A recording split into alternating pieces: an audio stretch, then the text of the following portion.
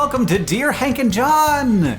Or as John likes to call it, Dear John and Hank. It's Katherine. I'm Katherine Green. We're here to Neither give you... John nor Hank. We're here to give you some dubious advice, answer your questions, and bring you all the week's news from both Mars and AFC Wimbledon. It's gonna be so good. How you doing, Katherine? I'm alright. It's starting to be spring here in Montana. Mm-hmm. So... Had any recent visits from Taylor Swift? No. I don't think she knows that Montana exists. Sure she does. Yeah. Sure she does. I bet... If she needs to go to mountains, she's like over there in the Swiss Alps or something. I bet she's here right now and you just don't know it. She's living a hot lifestyle. You know who is here right now, actually? Who? Ingrid Nielsen. Really? Yes, she's down near Bozeman. What? That's what I said. I was like, I see how it is. Oh my goodness. I mean, Bozeman's pretty far away. It's not close. It's really, it's like one of those things where you're like, you were in Ohio and you didn't tell me. That is a completely different thing. Yeah. Than being in Montana. No, yeah, there's a lot of Montana.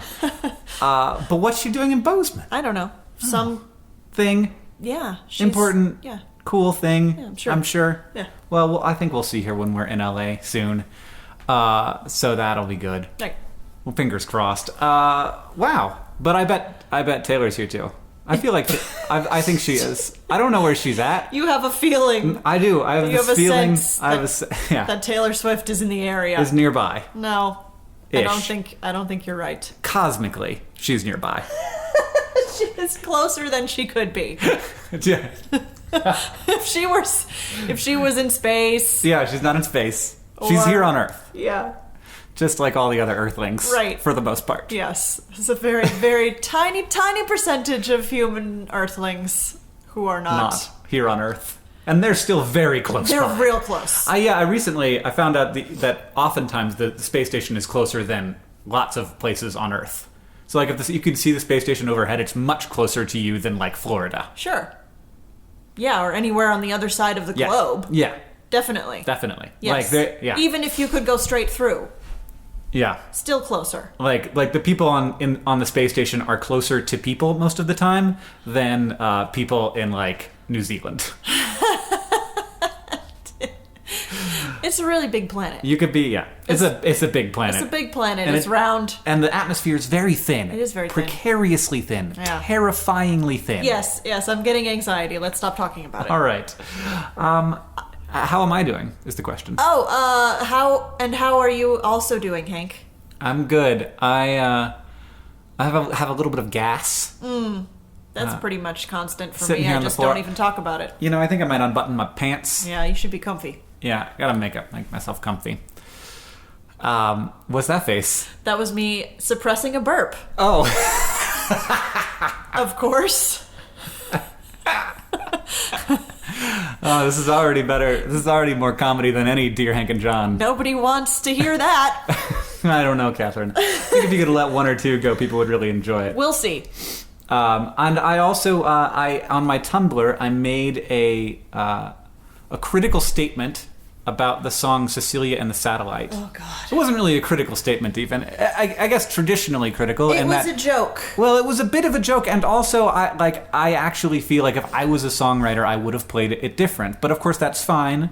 And, different creative people make different creative choices. Sure. But, yes, I was just talking about how I feel that the metaphor would have been more powerful without the addition of, and you are the sky. Yeah. Because a satellite implies a two-body system in which one thing revolves around another. That's what a satellite is. It's anything that revolves around. That is what a satellite is, yes. And like the moon. The moon is a satellite. Yes. And I was like, what a beautiful thought. And then he says, and you're the sky. And that just messes the whole metaphor up for me. Yeah, because what even does the sky mean? Yeah, the sky is the thing that we see from the Earth. Yeah. So who is the third impartial observer that is observing both he, the satellite, and she, the sky? Is it me? Most people are just like, do do do. The song listener. Do do do do do do. And Hank's like, wait a minute. What do you mean when you say sky? We were watching Agent Carter last night, and there was a periodic table in the background, and it didn't have any of the atomic weights on it. And I was like, what is even the point of that periodic table? Yeah, it's a beautiful drawing. It's just for art. You can look up nothing of interest on this. Pretty colors. I don't know. Not useful. Yeah, The whole point is I the... had to point out to Hank that the Marvel Cinematic Universe is not based on science. Yeah, I did. What did I say? Oh, they were talking about this photon beam. Oh God, no. And so they're shooting a bunch of photons. They're using words that science has made. Yeah. But they don't mean what science makes them mean. But then they're talking about how it's going to travel in a parabolic arc. Oh yeah. And I'm like, why would photons? They're photons. Massless. They have no mass. They're not I mean, they're very slightly parabolic arc due to the distortion of space-time by the gravity of Earth. Sure. That is the only... But, like, that's not going to matter Not on the scale you're aiming in. No. Yeah. Anyway. So I am sometimes that guy. Yep. And I don't want to be that guy. Well... And several people on Tumblr criticize me of being that guy. Oh, well, yeah, I mean, you kind of are that guy, but, you're not doing it maliciously. No. It's just... No. But, like, when Neil deGrasse Tyson is that guy, sometimes I'm like, oh, come on. Just have a good time. Yeah. But then I'm like, why are there no atomic weights on my periodic table? You've destroyed... having a good time, Hank. Yeah. That's the thing. It's his way of having a good time. Yes. All right. Which, yeah, that's fine. That's fine. Everybody has Doesn't their mean own you want way. to hang out with him every day, Yeah, though. find your bliss, Neil deGrasse Tyson. Whatever it is. Criticize popular media for its depictions of things. Yeah. Whatever. Do you have a short poem for us, Katherine? I do have one prepared. It is the shortest one I could find. Good for you. Thank you for doing that. I appreciate that very much. And we don't have to talk about it afterwards. It's by D.H. Lawrence, who was a writer. Is he no longer? And apparently a poet. Oh, he is no longer. Correct. Okay. Yes, he is a former. It's called Tourists. Okay. There is nothing to look at anymore. Everything has been seen to death.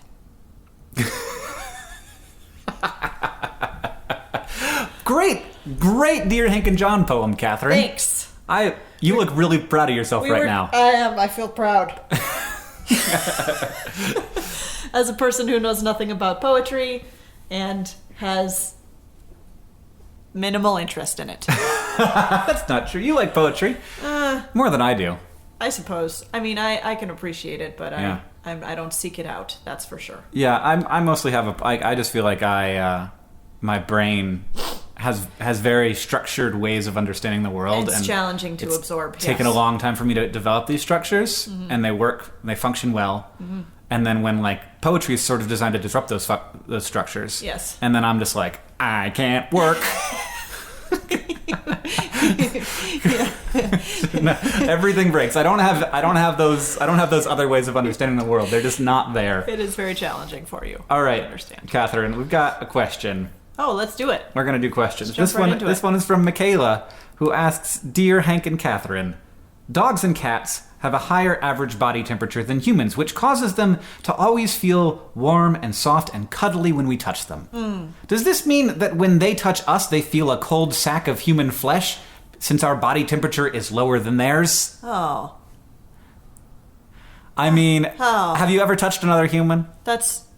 Yeah, they feel warm. Yeah. Ish, they feel warm. depending on what part you're touching. Yeah. And generally the part doing the touching is colder than the part you're touching. I have always been impressed by my pet's abilities for like me to come in from the outside wintertime and go to them and be like, give me a cuddle. And they don't, like if I did that to you. Oh, yeah. You. Yeah. All the scratching and biting. Yeah, but like pets are just like, I'm just laying here. I don't know, like how are you not totally uncomfortable when I put my frigid hands on your... Lemon didn't even have hair on her stomach, and I'd just be like, yes, and she never cared. Yeah, I don't know. She didn't have fat either, so I don't know how she managed. No. But oh. Yes, I think they do, but I think that it says a lot about them that they don't seem to mind. Yeah, I think that's the thing. It's like, what is it unpleasant, therefore? Right. Not necessarily. Mm-hmm. Yeah. Yeah, maybe they're hot. Maybe they're hot. Maybe they want to cool off. They always rub up against people and they're like, oh, you're so cool. I love it. That does not seem to be our pets, though, because when the fireplace worked, which it no longer does, they would just lay there. Oh yeah, until searing. Yeah, until like dangerously hot. So I don't know. I think that they, yes. I think the answer to your question is yes. I think it's yes, but also it's not as impactful to them because they can manage their temperature better, maybe? Maybe? Possibly? Yeah, I mean, I think humans are just wusses. Yeah, we're just not good at it. Like, I'm cold right now. Yeah.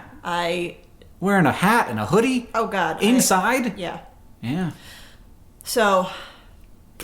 Yeah, we're just bad at being people. Yeah, animals. Bad at being animals. Bad at being animals, yes. Because... we have other skills. Yeah, because we've gotten so good at being like, oh, this is bothering me. I'll fix the problem. Animals are like, oh, this is bothering me. So? Yep.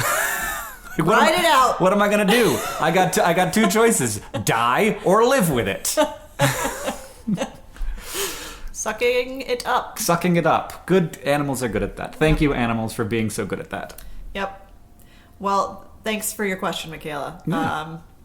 Weird thought to have had, but I have another question, Hank. Okay. It's from Natalie.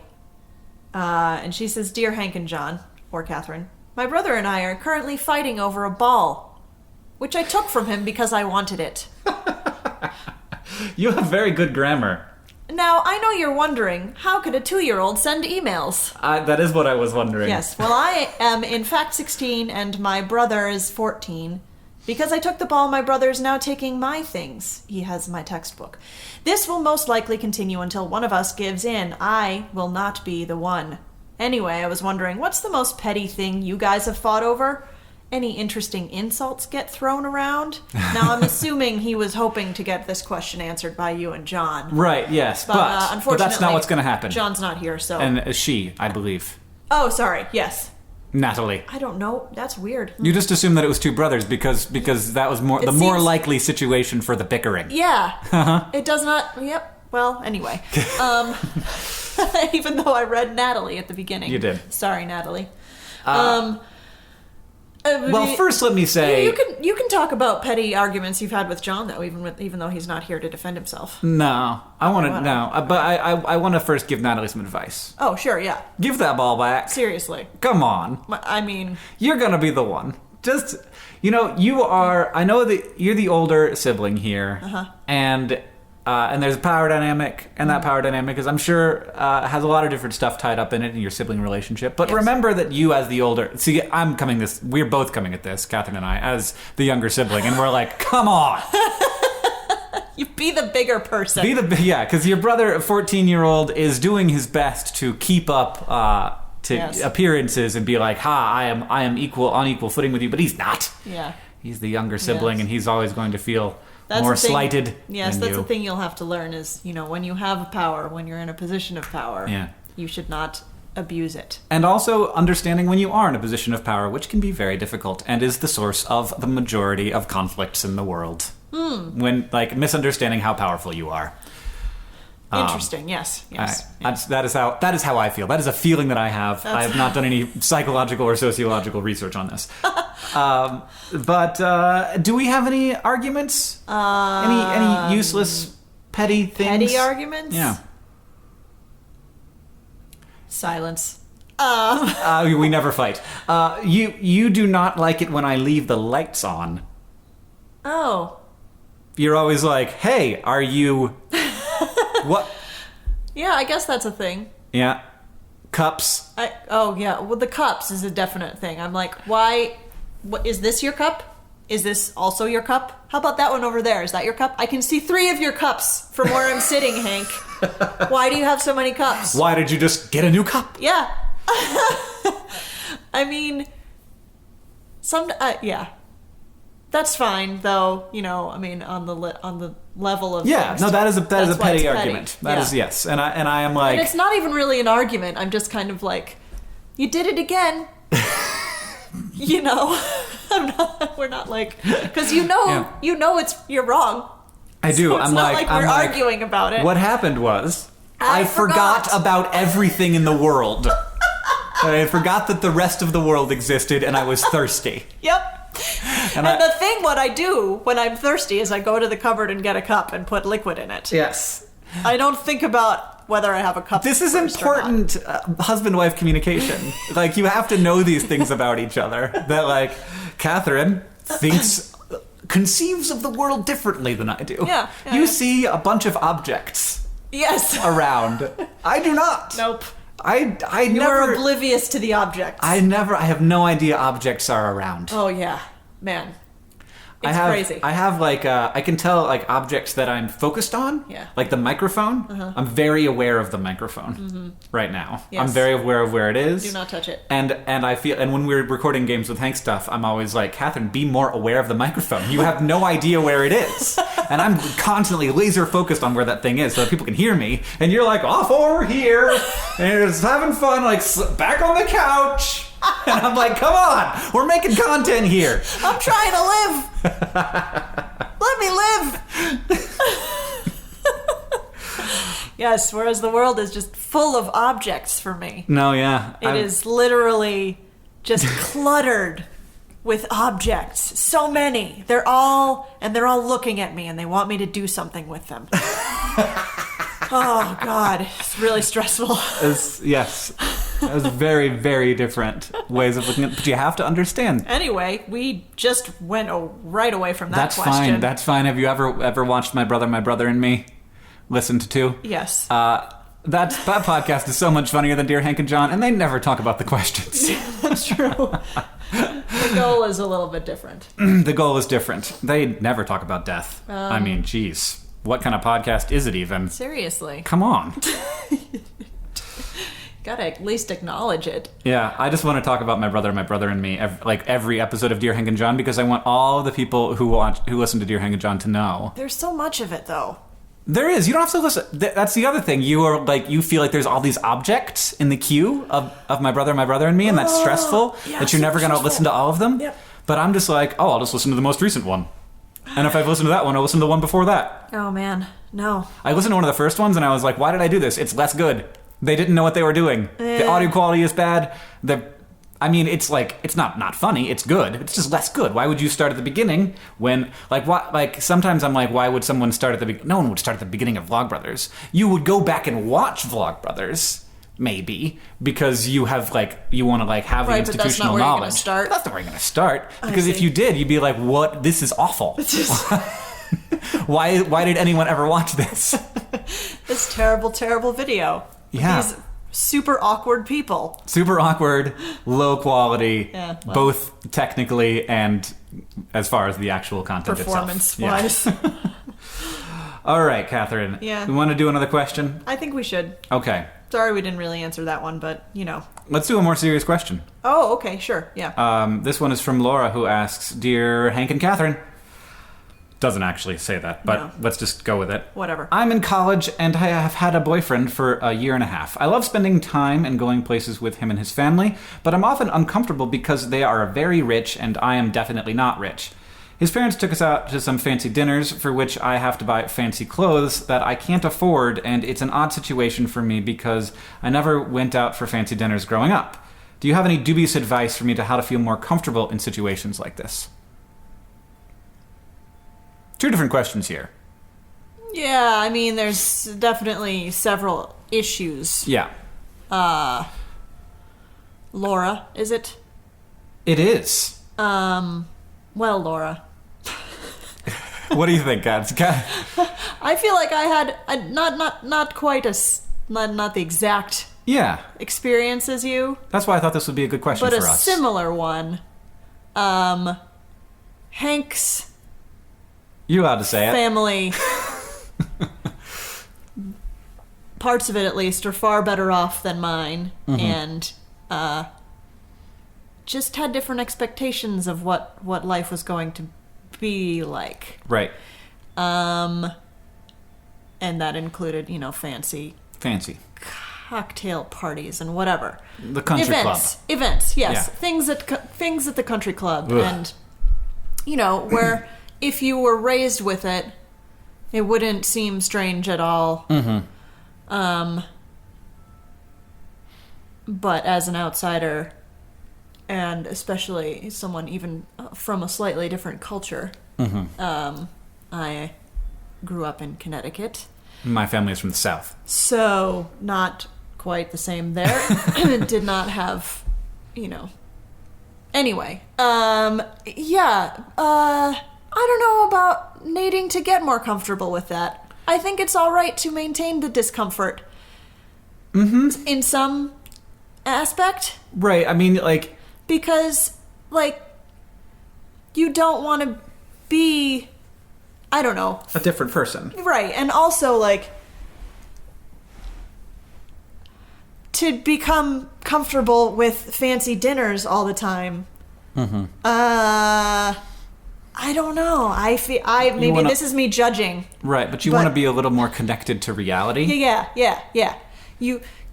Not everyone is able to do that, obviously. Right. Like you're saying, and... It's the kind of thing that you want to appreciate as exceptional, right. Not the kind of thing that you want to consider as normal. Yeah. And thanks for putting those words out there, because I was having a hard time with it. Yeah, it's fine. I am a professional talker into microphones. I didn't want to sound judgy, but everything that was coming to my mind was sort of sounded judgmental. Yeah. Because it's a cultural difference, and like people who are like ingrained in a culture can have a very difficult time realizing how exceptional it might be. At the same time, even like sort of lower middle class experience in America is a much is a luxurious lifestyle globally. Yeah. So absolutely. like there's always that kind of tension. I'd say I mean, to help you with the thing about feeling more comfortable, you could just have like your own personal, like maybe a little game you play, like how many times does something strange happen, or like something that seems, I don't know, I can't think of a specific event. You can kind of consider it as... How many times does the waiter say your boyfriend's dad's name? Or call him Mr. something. Yeah. Or whatever. Whatever it is, I don't know what to your consider it experience sort of an anthropological experiment is, right, I think what Katherine is suggesting. Yes. And with time, it does get more and also, more comfortable. Appreciate it. Yes. And be like, wow, this is really... interesting and delicious. Yeah. And... Yeah. But then as far as like this what I consider to be the practical problem of like, I need to buy clothes for these experiences. They don't... it's very difficult for a rich person to consider that... when like they are taking you out as a gift to you, right, and they have no idea, and would probably be terrified to hear that you have to spend what is a significant amount of money to you, and like make a significant sacrifice in order to have this experience. And the hope is that like these people just want to make you feel comfortable, feel happy, and feel supported, and they don't know that that's happening. Now, figuring out how to tell them that that's happening without like it being really awkward is hard. Yeah, I mean, my question is, have you ever discussed this with your boyfriend? Right. You've been together for 2 years. Year and a half. Yeah. Okay. Well, that's not very long, but long enough to maybe to bring it up, to be like, he knows something about your financial situation. Hope so, yeah. And also, like maybe you're like, well, I love seeing your family. Mm-hmm. Could we do something else next time? Right.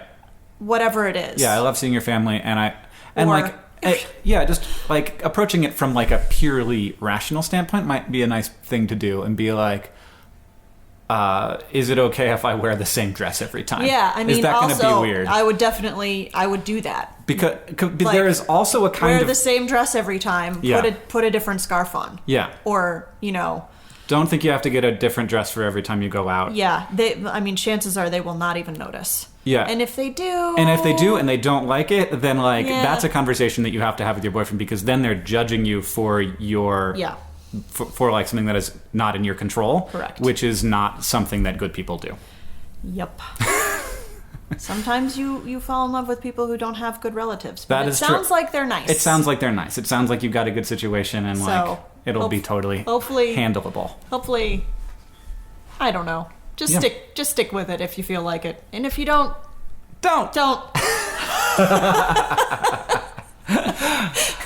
That's good advice, Katherine. Do you want to ask another question?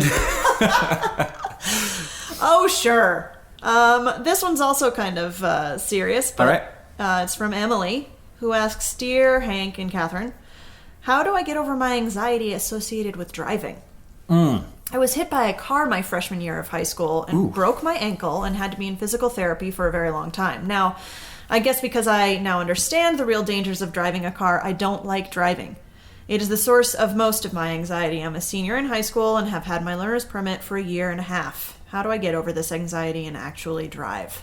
This is a very America question. Yeah. Because in America, like for people who don't live American lifestyles, including people in America who might live in big cities, driving is very like. Oftentimes you can't do things without a driver's license that have nothing to do with driving. Yeah. Like it is your piece of identification. You can get non-driver's license identifications, but they're much more rare. Yeah. And driving is very a very necessary part of life in a lot of America, and you basically can't function as an adult without the ability to do it in some places. Mm-hmm. Or it is a significant or have any sort of social. Yeah, it can hold you back significantly, and it's really unfortunate that is the case. I mean, where I lived in Connecticut, I lived in a very sort of rural area, and I specifically did not live near anyone I was friends with. Mm-hmm. So if I ever wanted to go see anyone, I had to get myself there because no one was going to come to my house and pick me up. There's no city bus. No, and also, there was no public transport. Yeah. At all. So, and also, like, if I wanted to have a job or do anything extracurricular, sports or musicals or any of that stuff, I had to be able to get myself to those things. My dad didn't, my mom couldn't drive me everywhere. She had a job. My dad had a job. Yeah. So But, I mean, your anxiety associated with driving is good. Yes, it is warranted. It is the most... As you know. It is the most dangerous thing that young people do. Yeah. And it is less dangerous automatically because you are anxious about it, because you are going to be careful about it. In general, like the blanket advice is if you have to do something that you're anxious about, doing it is the only way to get less anxious about it. Yep. And the more you do it, the less anxious you will feel. I mean, I remember feeling... I don't know where you live. Yeah. But I would take yourself somehow to a place that is more safe. Yeah.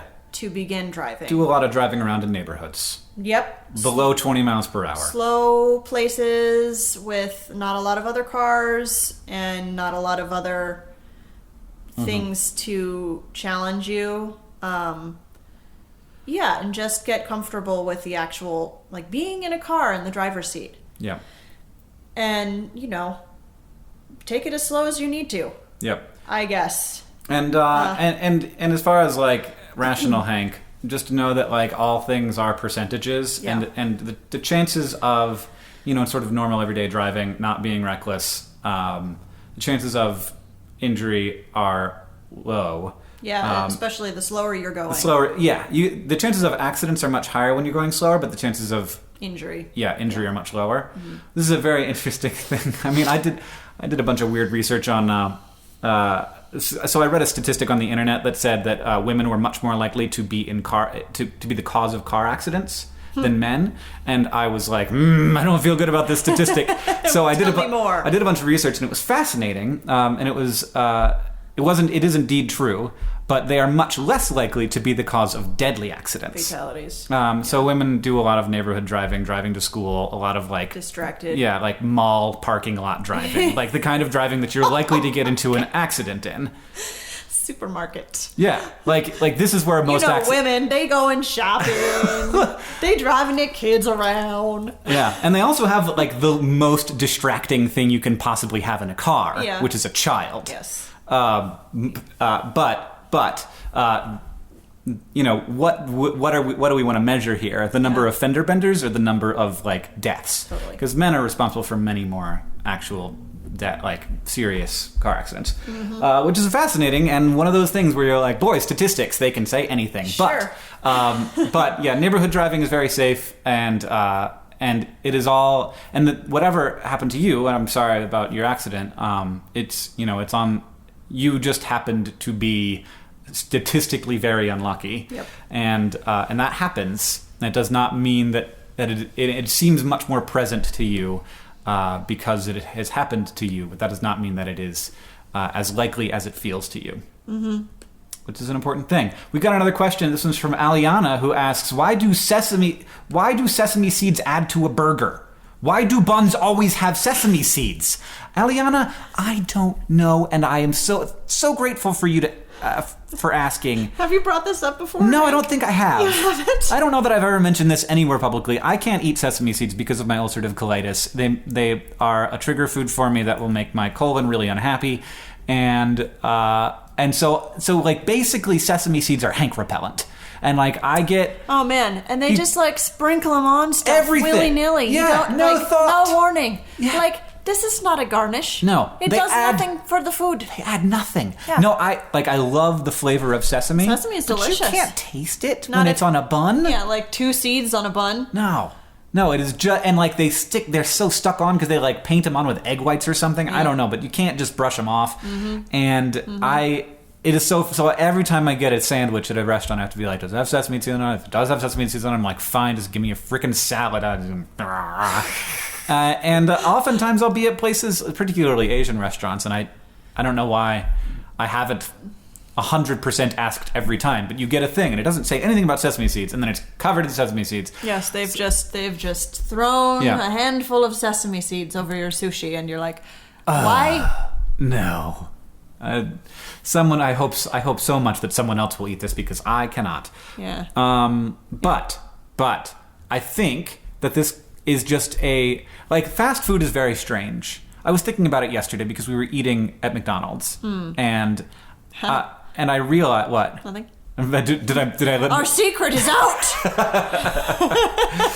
and sometimes you just gotta eat at McDonald's, guys. And I was thinking about like the food that they have at McDonald's and why it is the way it is. Because I was having an Egg McMuffin. It was nighttime, but I had it because they can do that at McDonald's now. Sponsor. They have all day breakfast. It's very exciting.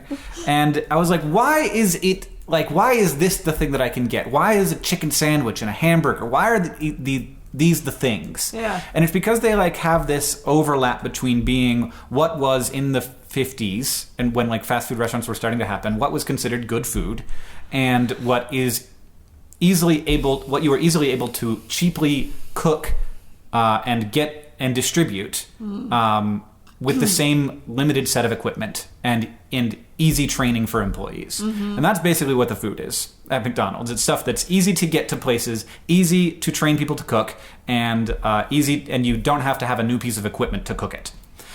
That's all the stuff. And I think that sesame seeds are there because they add legitimacy to a hamburger. They make it seem like this is...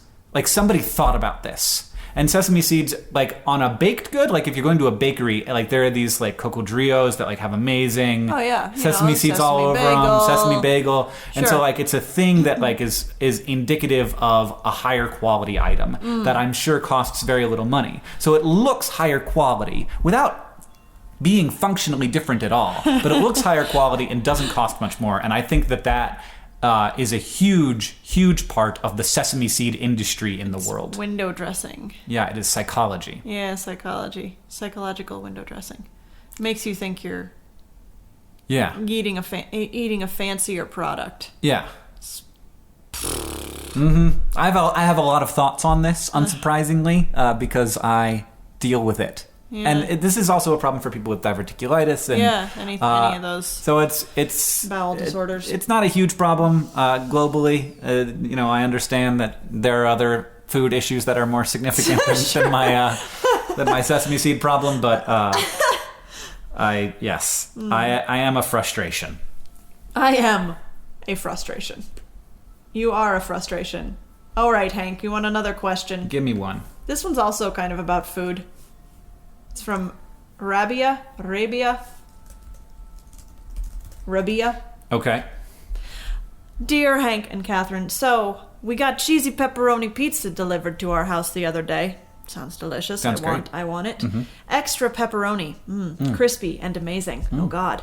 It was delicious, and I think my sister would agree, since she slowly reached for the last slice, maintaining solid eye contact, her face cold and unsmiling, an almost threatening gesture. That took a turn. How can we learn to forgive people and move on when we know they have intentionally hurt us?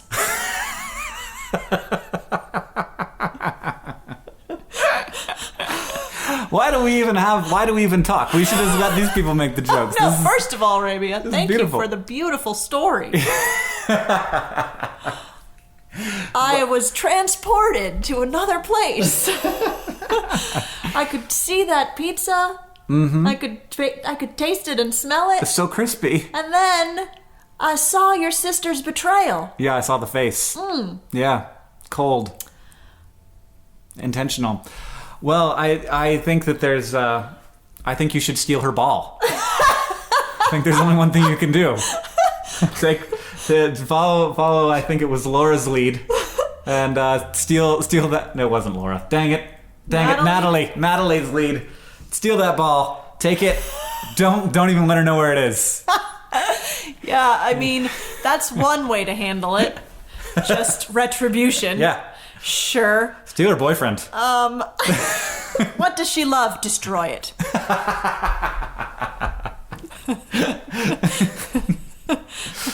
Yeah. Does she have a collection of porcelain horses?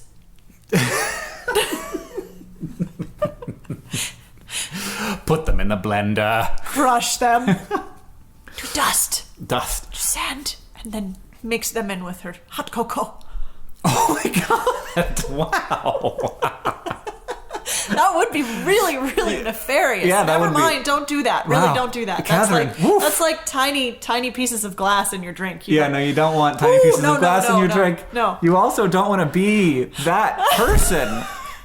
I want to tell a story about Catherine one time. Can I tell this story about you? Yes. You know what I'm going to tell? Yes. Oh, man. So Catherine did an internship at Doesn't a matter. wildlife rehab place, and she was living in a dorm basically with a bunch of other people. And there's this guy in the dorm that Catherine really didn't like. He was really annoying, and he was difficult, and he was mean, and I can't even really remember. I agree. the Like, I met specifics him, and I also really did not. of why I disliked him. But yes, he was not a... Yes, he was an unpleasant person, and he was I very... try not to think about him. Yeah. You know, it's not a thing I really want to maintain And- a memory of. And I was visiting Catherine at this dorm, and she admitted to me that she would... when no one was looking, squeeze his fruit. Go into the shared kitchen area. And I would just, like, squeeze all his pears. So that they would get brown spots. It's awful. It's so bad. You never want to get there with a person. I wasn't in a good place. to fruit squeezing. It was a very stressful time in my life. I know. You're not proud. Anyway, but it was, it wasn't I'm so very passive aggressive. Yeah. A lot of door slamming in my life. Yep. Yeah. And it's just important to keep those lines of communication open so that we don't get to fruit squeezy phase. Yeah, but I didn't care about maintaining a relationship with this person. So No. it's not like I was really just going to have a conversation with him about not leaving his dirty things everywhere and just stop being a terrible person. Yeah. Anyway, Communal communal living is a challenge. Yes, communal living is a huge challenge. Oh, boy, is it. Yeah. I'm glad I only have to do that with one other person. Yeah.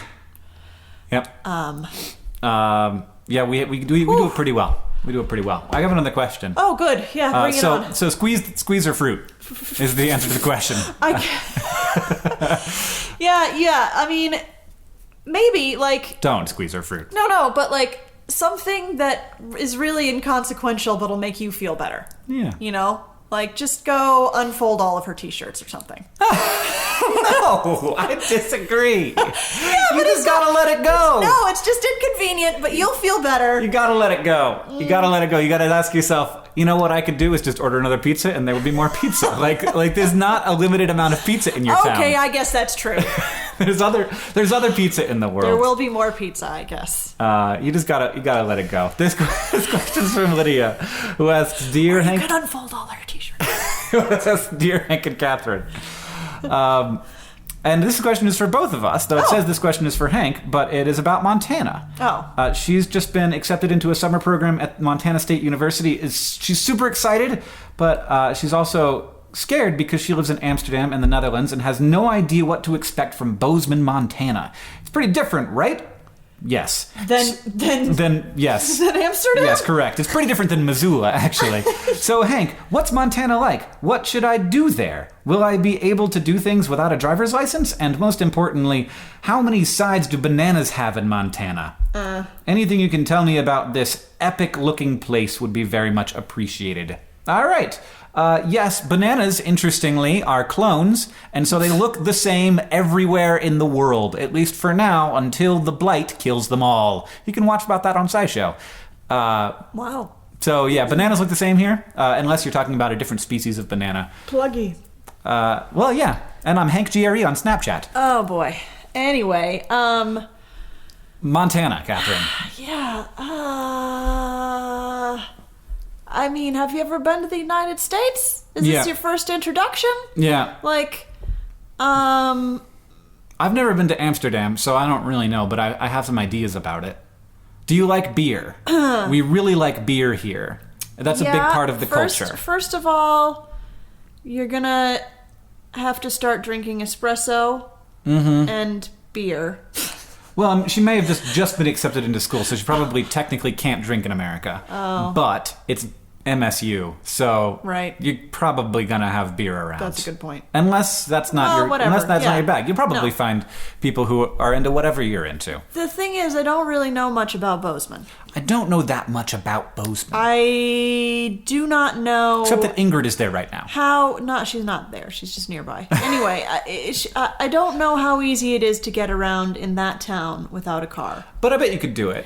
They tend to be smaller towns. You just have to pick where you live carefully. Yep, and also what you want to do on a daily basis. Yeah, there's a website called WalkScore. Oh yeah, that's good. And so if you're looking for apartments, you will She's probably going to live on campus. Yeah. If you live on campus, then you will probably be set without a car. You'll have friends who have cars, and campus will probably be near most of the services you need, unless you want to go out to go to Walmart or a movie theater or something. Then you will need someone's car. But if you want food, Bozeman is certainly more sprawling than Missoula. Yeah. But there's a downtown area. But what should you do here? Is that what you said? Yeah. I think in any new place, the trick is finding a group of people who have sort of a similar outlook and values as you, and that. That might be a struggle because there are more American, sort of gung-ho American types in Bozeman. Yes, they're more conservative. Yeah. Type people. Yes. But you will be going to a college, and so there will be plenty of not that. Sure. But you're real close to Yellowstone. Oh, yeah. You should go to Yellowstone Go to Yellowstone. With friends, because that requires maybe a car. Lot, but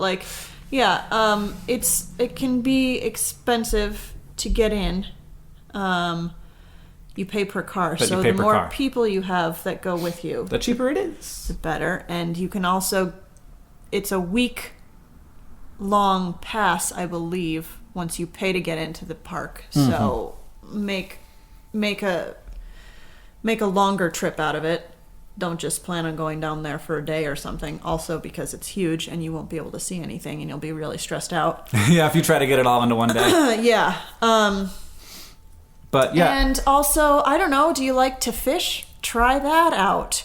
Or hike. There's great hiking all over. Go hiking, but there are bears there, so make sure you bring a bear bell and bear spray. People get... They do mauled by them over there. Do sometimes get killed by bears. That doesn't happen here in Missoula so much. It's true.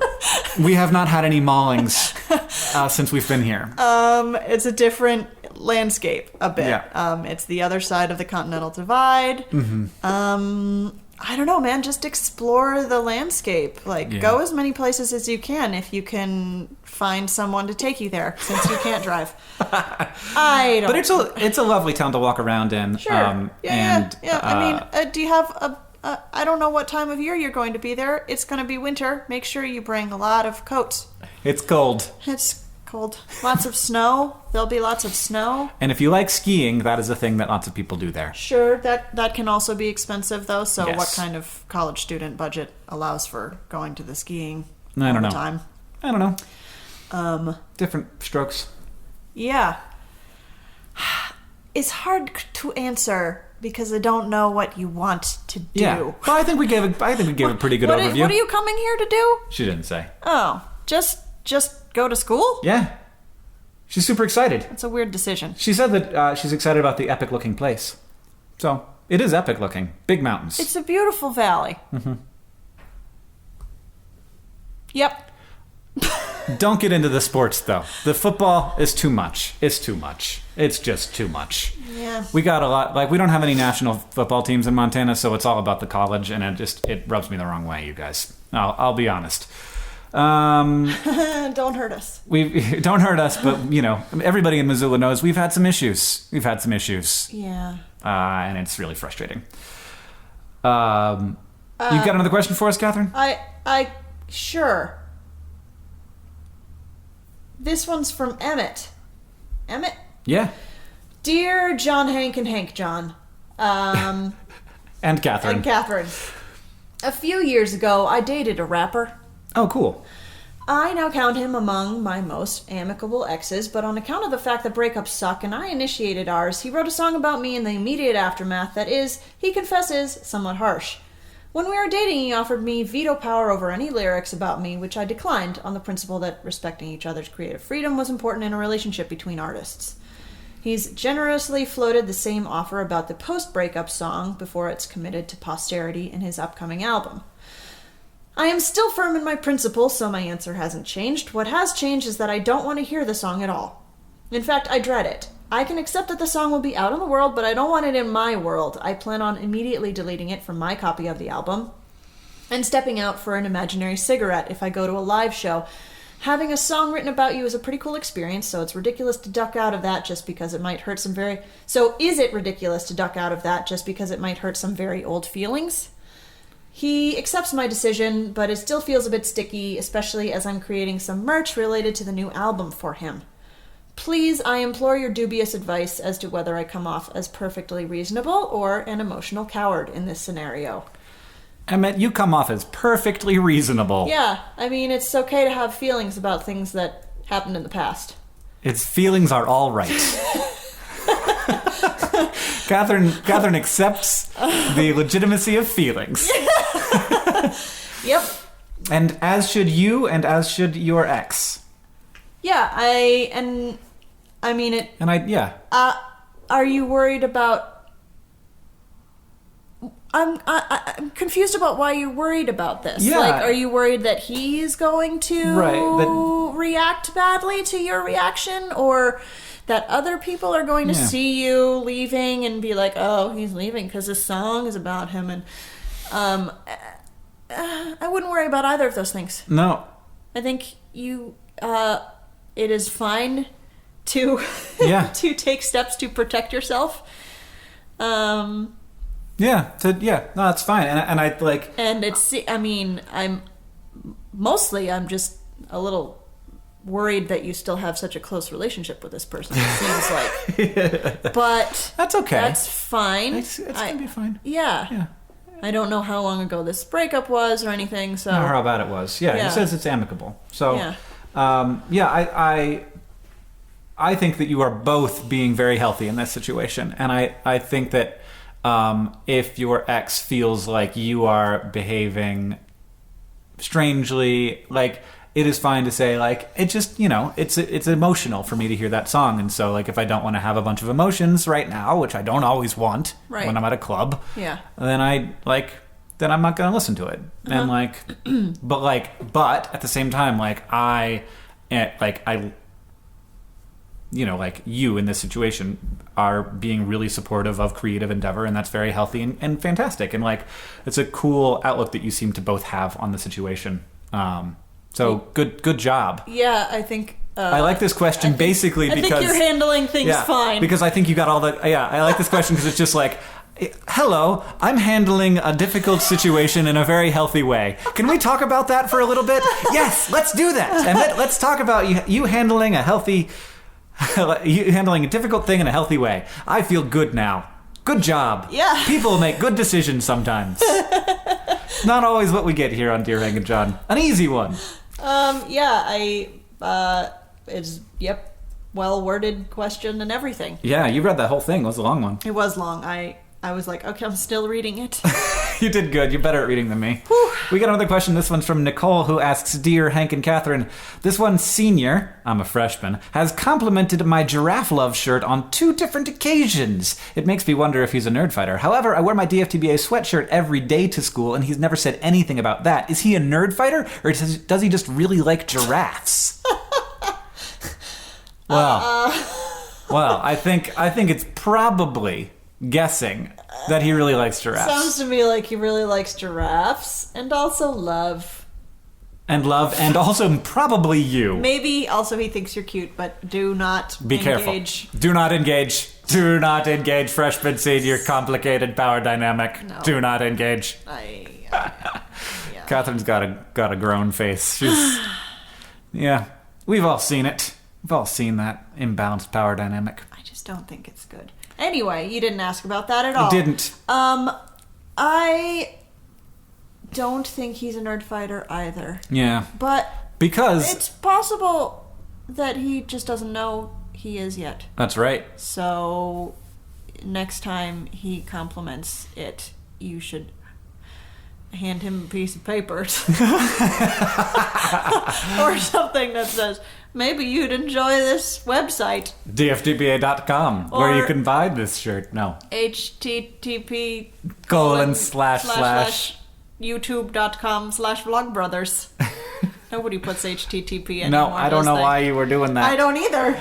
Triple dub, as they say on the old person radio. Oh, God. Yeah, you never heard that? Oh. Yeah.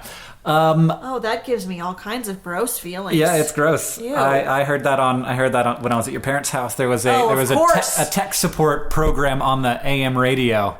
It was like how to use your computer and it was like computer advice. So clever. Well, this is clearly a person who actually knows what they're talking about, but also knows that their audience does not. It was very interesting to listen to, and I will never forget it.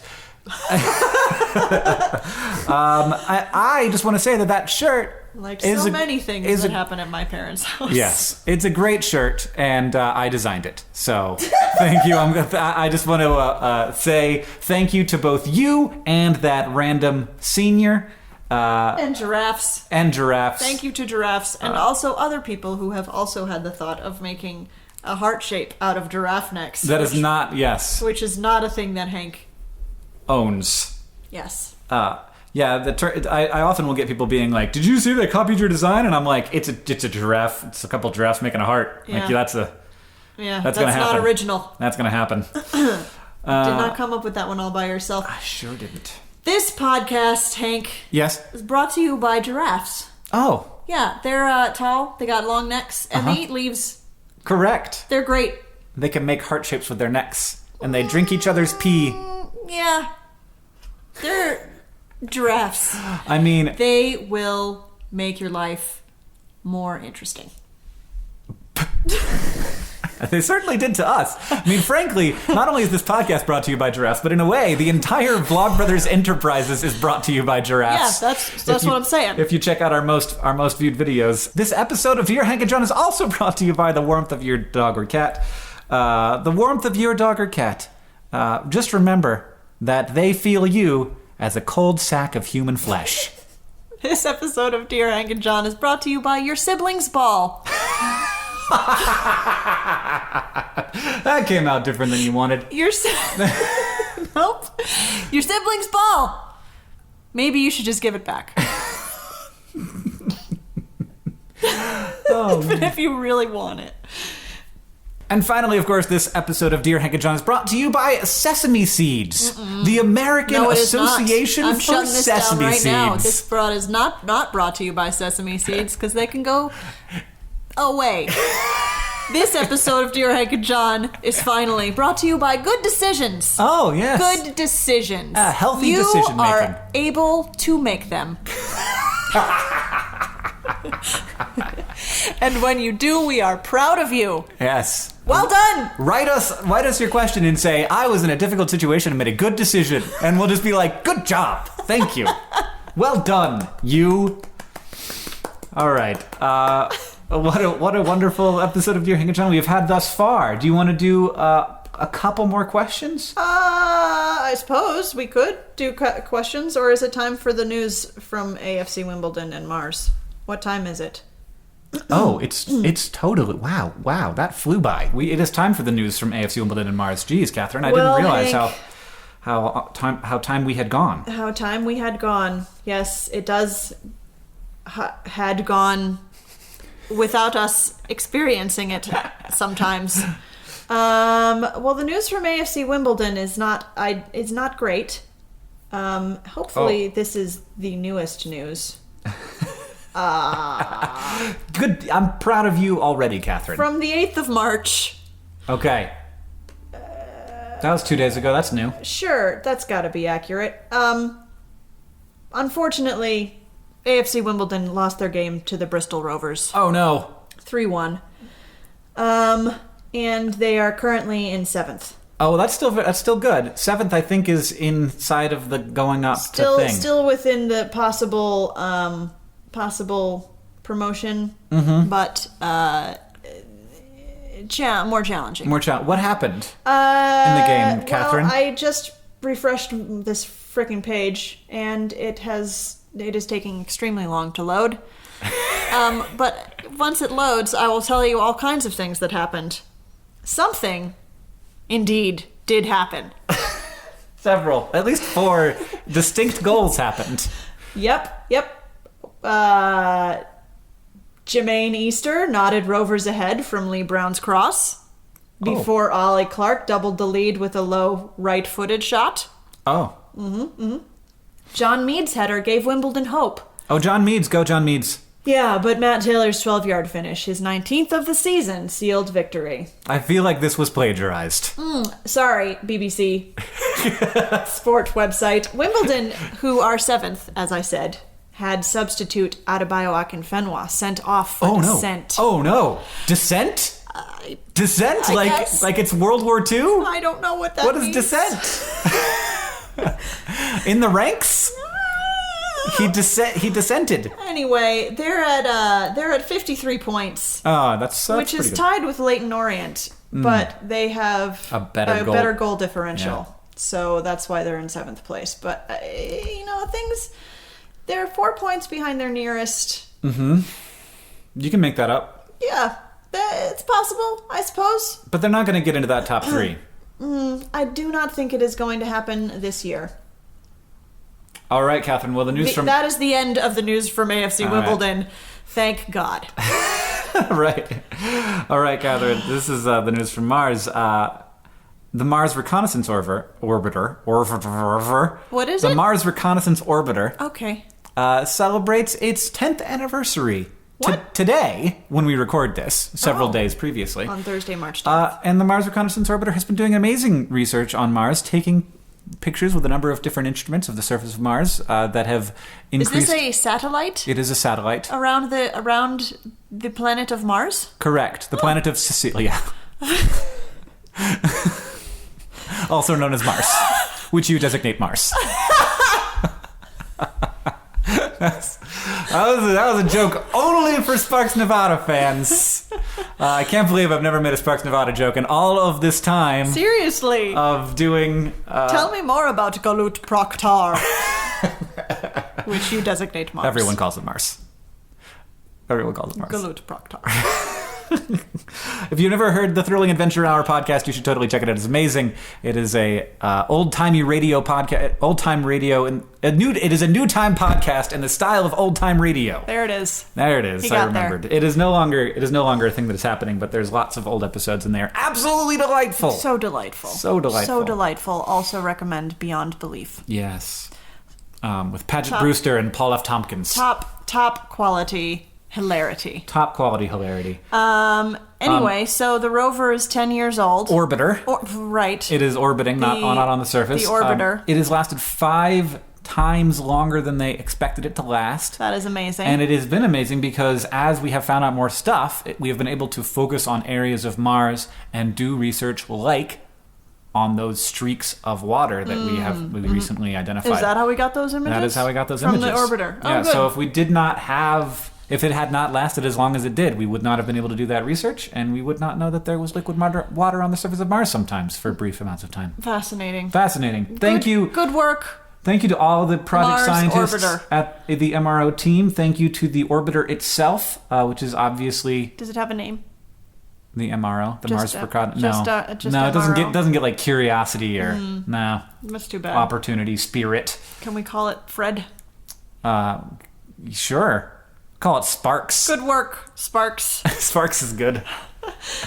No, Sparks is kind of bad. You don't want an orbiter to spark. No. In space. No. It has also given us a much better look at the surface of Mars, so that Croach, the orbiter, has also given us a much better look at the surface of Mars, so that we can better plan missions to Mars and had a better ability to land in the places where we wanted to land safely, which we did with Curiosity. So thank you to the Mars Reconnaissance Orbiter for your 10 years of service and all the people on those teams. And congratulations. Well done. What did we learn today, Katherine? Oh, boy. Is it that time already? We did. I just deleted all my notes. Didn't realize. Forgot about that part of the podcast. Oh. Well, Hank, we learned that it's okay to have anxiety about driving, but if you gotta learn to do it, you gotta do it. You gotta do it. That is the only way to be less anxious about the things that you do. And that goes for... Pretty much everything. Pretty much everything. Yep. We learned that your dog or cat hates it when you touch them. Oh. But they have no way of knowing. But they're just so stalwart. They're good at just dealing with it. And good at dealing with it. If they didn't like it, they would leave. That's true. That's true. That's what I always tell my cat. If you don't like it. If I'm bothering her, I'm like... Then leave. You can just go away. Then leave. So, yes, cats and dogs. They find us to be sacks of flesh, but they don't mind. We also learned that sesame seeds are from the devil. They're from the devil. Sesame seeds. Who needs them? Just sprinkle them in the fire. And the fire and brimstone sesame seeds. I love, honestly, like, it is one of the things that I miss the most. I do love sesame seeds, and I love sesame flavored things, but you can't taste them. So why? If you're going to use a sesame seed, put them in like a sesame stick that tastes like sesame. Mm-hmm. Yep. Poor sesame seeds. Poor sesame seeds. Poor Hank. Poor me. Poor Hank. We learned that sometimes you'll want to do petty things to pay your sister back for eating the cheesy pizza, but you probably shouldn't just go squeeze her fruit and unfold all of her laundry. You should just let it go. Katherine does not look committed to this line of thought. She said it, but her eyes did not agree. The last thing we learned is that my wife, a little bit vindictive. She doesn't, and I probably should put my cups away. Don't cross me. Should probably put my cups away, you guys. Thank you for listening to this episode of Dear Hank and Katherine. And also sometimes Dear John and Hank and Dear Hank and John. Yes. It has been a great time having you with us. If you have questions, you can send them to Dear Hank and John. Dear Nope. Hank and John. Yes. Just plain Hank and John at gmail.com. There you go. We are also on Twitter. John is John Green. I am Hank Green. Do you want to tell people what your Twitter is? No. Don't follow me on social media. I say nothing interesting. You can send them to us on the Patreon and through the SoundCloud. Yes, thanks for the Patreon support. Thanks for your Patreon support. Thank you. Much appreciated by our editor, who is Nicholas Jenkins, our intern, who is Claudia Morales. Our theme music is by Gunnarolla, and as they say in our hometown, don't forget to be awesome.